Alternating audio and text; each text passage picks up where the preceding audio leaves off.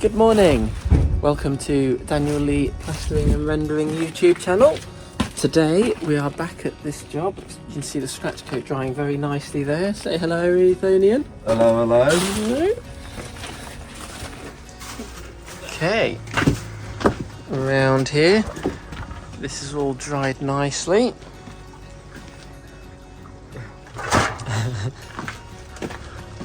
See around here. Fast.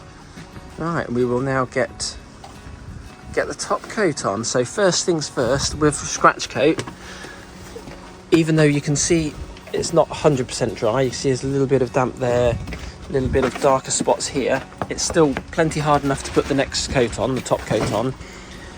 You still, or we certainly would recommend, still hosing this whole wall down before putting the next coat on. So we'll hose all this down just to help control the suction a little, because it will still suck in a bit. So we will give this a thorough hose.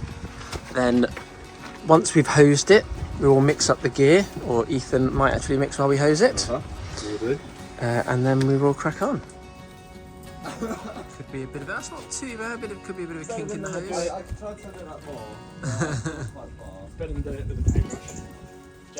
Yeah, that's fine. So on a day like today, again it's, was it 13, 14 degrees, it's a bit overcast. One good soaking will be enough. On a hotter summer day, we have been known to give it 3 or 4 thorough soakings before starting. This isn't actually too large an area, so it shouldn't be too bad. And now, while Kris is soaking all that wall, you can see it's pretty much pulled in straight away. We will get mixing.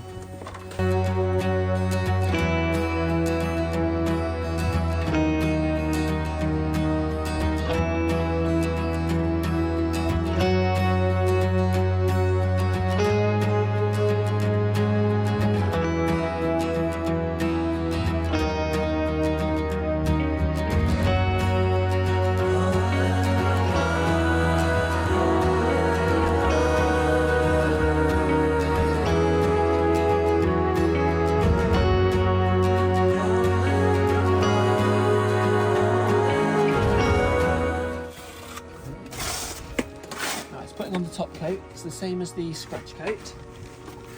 Start at the right hand side, if you're right handed, press the gear into the existing gear.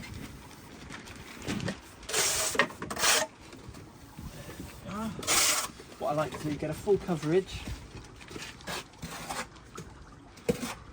Try and put it on nice and generously. Again, you can use this is the top coat now, so we're going flush to the bead. So you can press it on right to the bead. On this particular one, we've got drip beads that are sticking out proud of the corner bead. Sometimes customers like to have it flush, which, you know, it's fine, you can do that. But this particular method, there's going to be a slight bend there. It's no problem.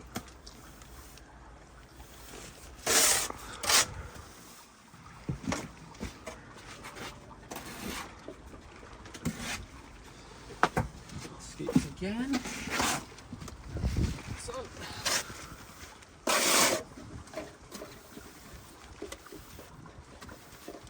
see, you can go a little bit down. There's not tons of room here below the damp course, which is fairly common.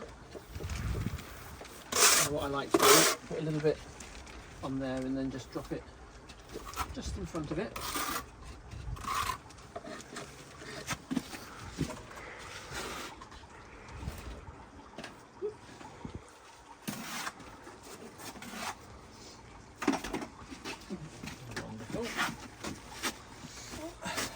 As you get into the corners, I find it easier to put some on the nib of the trowel.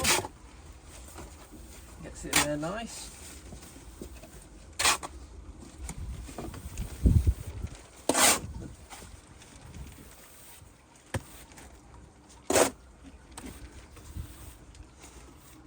And then just a little bit more right at the bottom there.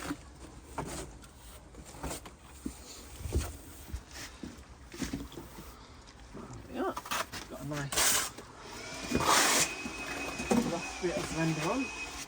Now with the top coat, I'm going to use the 6-foot one, much easier. The scratch coat, I used a smaller one because I went inside the bead, but this one I'm going to the bead. So I will use 6-foot one. So I go left to right.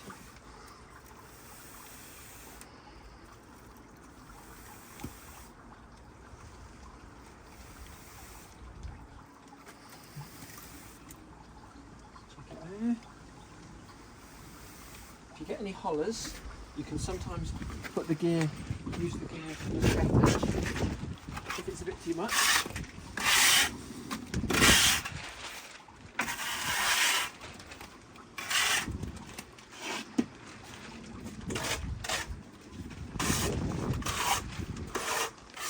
Like that. Sometimes if it's a bit too much, there's a, you might be able to see there's a couple of hollers here. Not much, just a little down there. So I'll put a little bit more gear on them.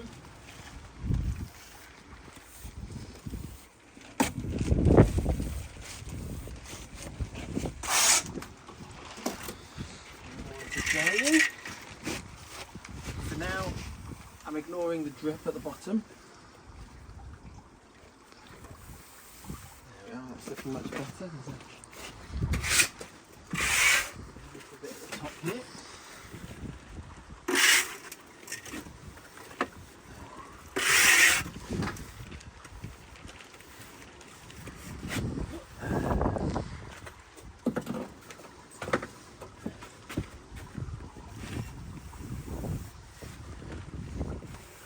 And then using the line I just created and the bead here, which is quite nice, the corner, you can run along. I'll put it on quite generously.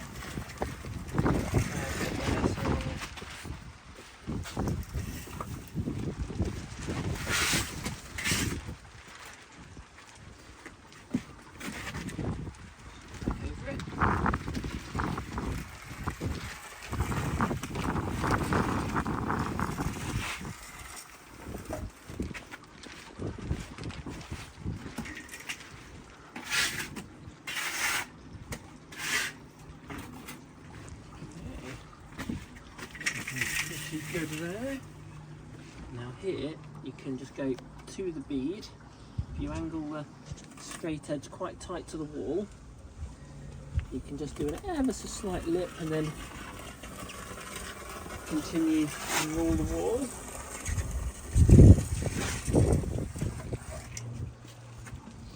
A few air bubbles there.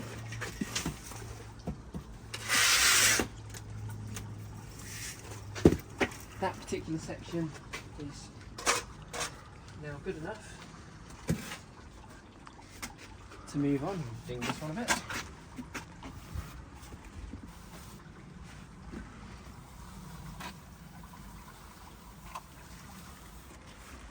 We will now let this wall tighten in. It'll have easily an hour or two, especially in this particular temperature. I reckon we've got a good hour. You notice there's a couple of air bubbles. That's air pockets.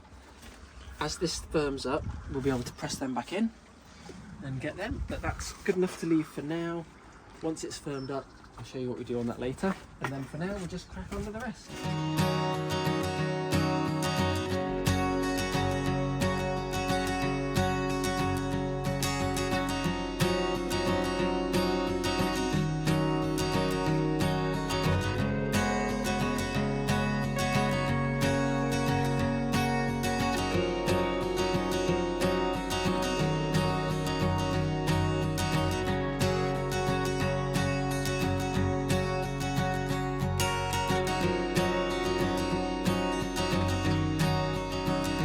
So it's had a good hour and a half, I'd say now on this side. It's a little bit all on. This is almost ready now. How can you tell that it's ready? Power float. So it's a good question. So here you can feel it feels firm. So this side, for example, this is a bit wetter. That's not too bad, but that's quite. It leaves more fingerprints. That's quite soft. You touch that and you can move it. That's a bit wet still. This side is a bit more firm. So I like to use a power float, Ivanstock power float, love it. Cordless one would be even better, but this does the job nicely. And also, if you look at this wall, for example, see where I've rolled it off? Now it's flat, but it's a little bit rough and ready. So you see these lines here, for example? If you get the power float over this, it makes it all beautiful. You don't need to worry about little bits like that. When the power float goes over that, it'll cut that bit out, so long as you get over it in time. So we'll start on this one.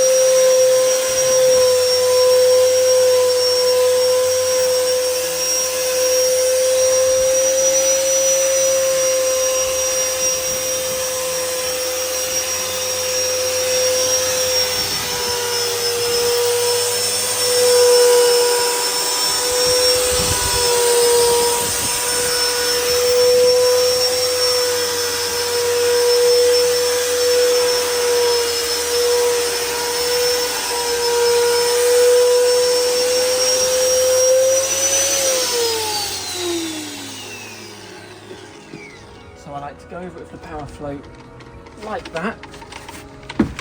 Once first, it tends to show up, gets it fairly flat and highlights any hollows, little pitted areas. Shouldn't be too much, quite often you can work it in, but this is a bit firmer, so I'm just going to add a little bit of gear into these hollows and then go over it again. You can use a steel trowel, or you can use a plastic float works as well. So I'll just put a bit in there.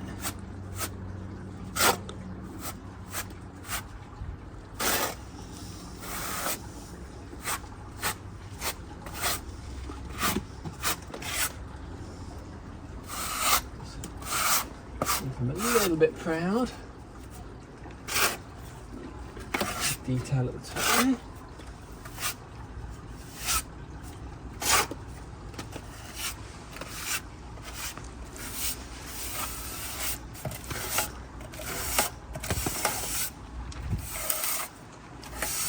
The one coat render responds quite well to these plastic floats.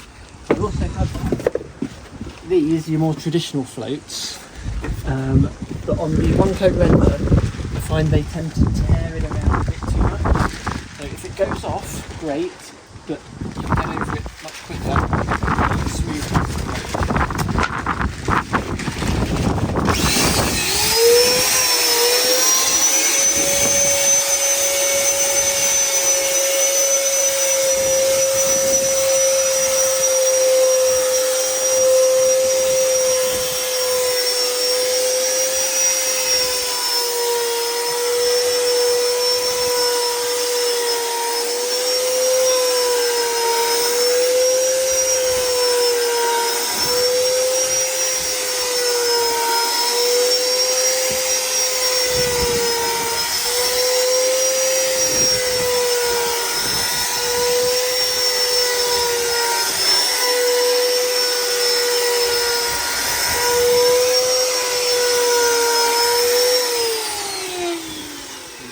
Now there, that area is pretty much done with the power float. Once I've finished this section with the power float, I will then go over the little tricky areas, the corners and the details with the smaller plastic float. And then once that's done, I will then give it a light rub with a damp sponge, and that will make it look, well, very similar to that. You'll see that a bit later. But now to the bottom work for doing the rest.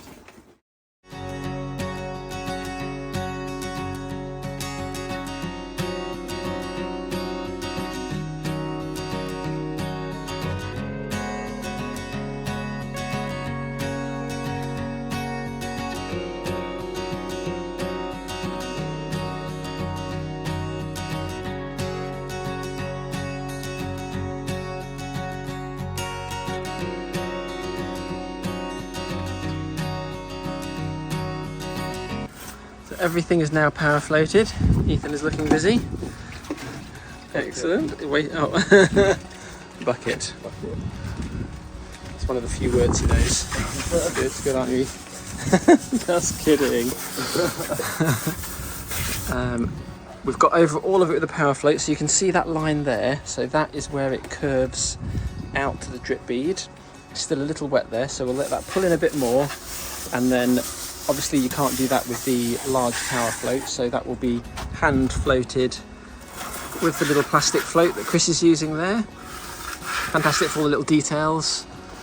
It's looking pretty good here. I believe Kris has just sponged this wall here. So this section there, most of it, you'll see the bottom's still a bit wet there, so that needs to be floated and then sponged at the bottom there where it kicks out. But the rest of that section is now done, and he is there. So we just like a standard jumbo sponge, car cleaning sponge, anything like that. I do like brand new ones, so you can probably use a sponge a couple of times, which we do occasionally, but I like to get a new sponge per job really. So lots of new sponges, and yeah, literally pretty much as easy as it looks, with a damp sponge, circular motion, lightly brush over the top, depending on how dry or wet the render is. Just depends on the pressure a little. That section there is looking beautiful. And that's it all finished. This is the following afternoon. We popped over because I realised I forgot to get a picture of it finished. It's still dry. You can see it's the moisture in the render still, but it's now firmed up and dried nicely. And we will be back in a couple of weeks to paint it. Thanks for watching.